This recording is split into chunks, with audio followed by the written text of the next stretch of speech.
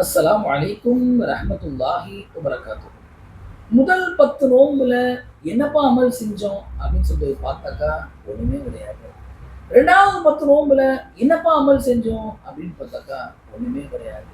அப்போ கிட்டத்தட்ட 20 நோன்பும் ஒரு காலியான கையில தான் போயிருக்கு. கனிமானவர்களே, 3வது 10யும் நாம இப்படி விட்டுட்டோம்னு சொன்னா, நம்மள விட ஒரு மிகப்பெரிய துர்பாக்கியசாலி யாரும் இருக்க முடியாது.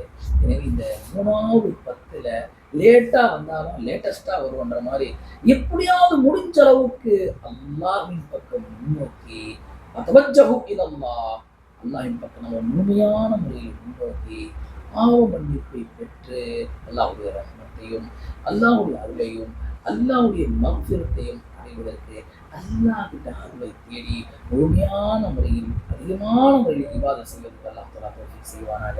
ஆமீன்.